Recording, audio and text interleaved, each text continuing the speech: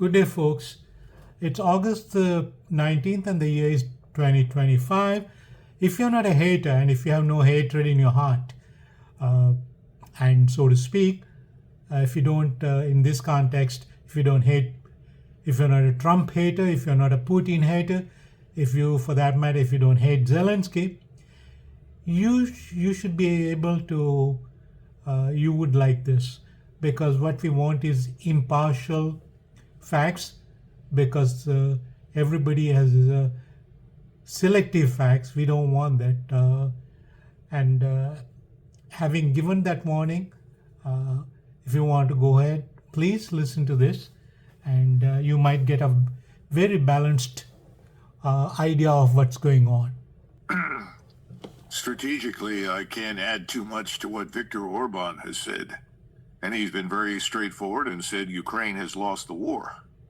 And that's true. The Ukrainian war against Russia, which is a proxy war on the part of Washington against Russia, is lost. And if we look at current events, it's deplorable. The Russians are now advancing in a number of areas. Obviously, there are still some battles of encirclement going on where you have pockets of modest resistance left. But the bottom line is they're advancing because there isn't much Ukrainian resistance, because most of the Ukrainian troops are dead. And the ones that are showing up, we know, with a few exceptions, involve a lot of old men and boys. So Ukraine is on its last legs, which is, I think, why Zelensky is running all over Europe right now, trying desperately to find somebody to provide money and equipment that will somehow or another convey the illusion that there is still a Ukrainian state that has teeth. I don't think there is. So what I see now happening is the Russians are going to move forward to the west. I don't see any reason why they would stop at this point. I think they'll move towards Zaporozhye, because you've got the bridges there over the Dnieper, which create the opportunity for the Russians, if they decide to do it, to cross. They could head south to Odessa. They could head north to Kiev, either case. Further north, you have some other penetrations, but let's face it, when they encounter the Ukrainians, their resistance is weak, and the fortifications, in many cases, are no longer manned because there just aren't any Ukrainian troops to man them. So I think, from a purely military standpoint, this war is over. There's no question about that at all. The Russians are now deciding to what extent their goals are being met. And I think they're having a meeting with us in Alaska as a courtesy to Donald Trump more than anything else, not because there's any necessity on their part or need for it.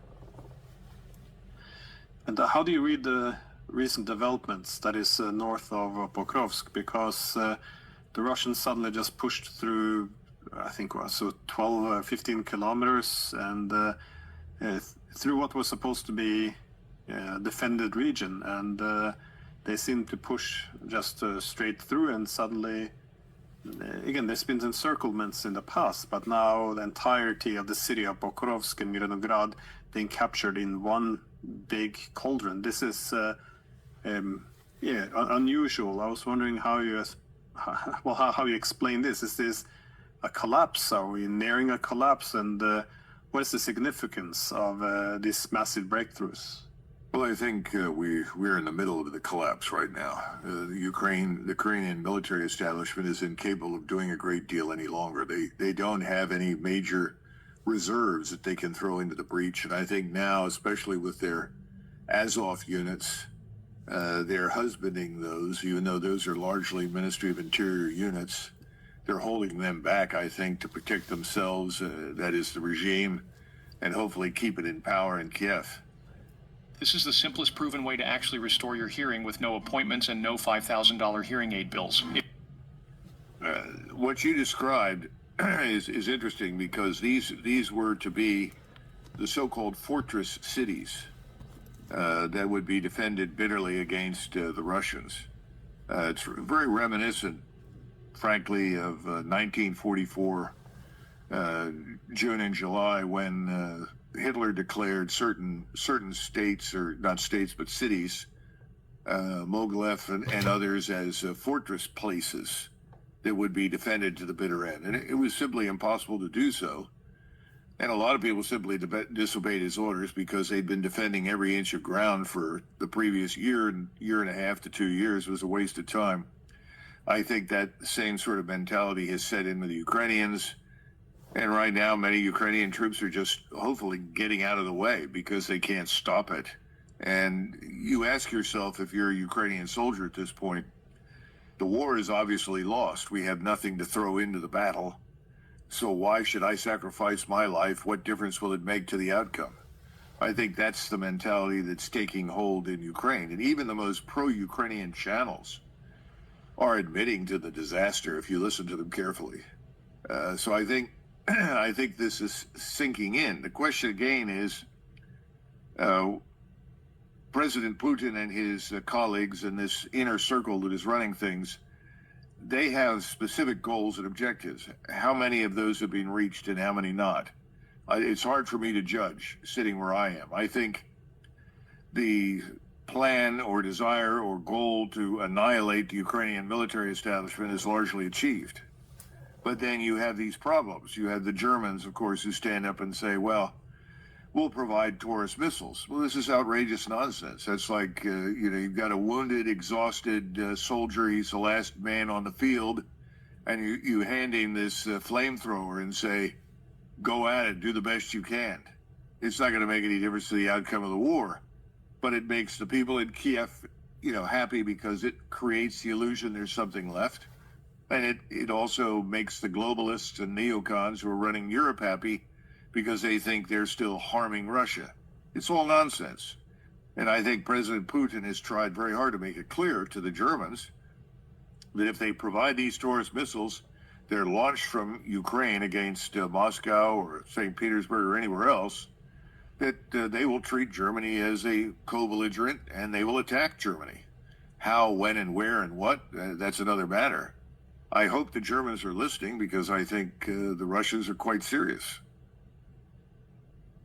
Well, we've spoken a lot over the past 3 years about this, and you pretty much said from day one that this war was being won by Russia, even at the same time when all the media headlines were telling us that Ukraine was winning, they're winning, Putin's gonna die in his bunker, talking about how to divide up Russia, what to do after the defeat of Russia, how bad should we humiliate Russia? I mean, again, given that you're one of the people who saw this coming from the beginning, why do you think the West misjudged Russia, and what mistakes have been done on our side, that is the NATO and Ukraine side? Well, I think we have to understand that there really is no strategy on the Western side. There is a wish list. And the people in charge had decided, or decided early on in Western Europe and in the United States, that Russia presented a threat to globalism, a threat to their plans for Europe and their plans here in the United States. The same people that want the borders open and have invited millions of non-Europeans into the Western world for the purpose of essentially destroying what I would call the core populations of Europe and the United States, they're the ones that want desperately to destroy Russia. It's a very interesting connection. Now, I think it's failed. It's winding down in terms of the war with Russia. But why Russia? Well, Russia was this tasty morsel that everyone had wanted to consume back in the 1990s. When things fell apart, everyone poured in. When I say everyone, who are we talking about? Well, we talk about the financial capitalists, the people that make money through transaction fees by buying up things, dismantling them, and selling them off. People like this man Browder, who is very prominent in his criticism of President Putin. President Putin emerges at a very important point in the history of Russia, because up until that point, Russia was essentially defenseless, naked, in the face of all of these people determined to destroy it. And when I say destroy, I mean break it up, take whatever there is of value, using any lever that they had, whether it was organized crime or direct influence from states. The idea was you break it up and you steal the 40 trillion plus resources. And whatever is left over, you set up a puppet regime. You install somebody just as we installed the regime in Kiev in 2014 and have subsequently installed other leaders. That was the plan for Russia.